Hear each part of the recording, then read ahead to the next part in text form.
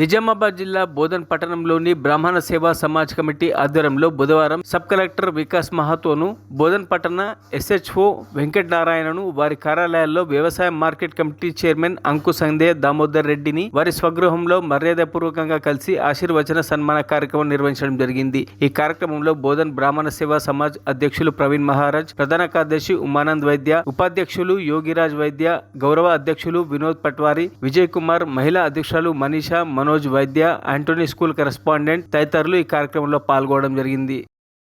ధనం మే జుషతాం దేవీం సర్వకామార్థ సిద్ధయే పుత్ర పౌత్ర ధనం ధాన్యం స్వస్యాజుహోరధం ప్రజానాం భవతి మాతారం ఆయుష్మంతుం కరోతు మాం శతమానం భవతే శతాయ పురుష శతేంద్రియ ఆయుష్యేవేంద్రియైర్ ప్రతిష్ఠతి.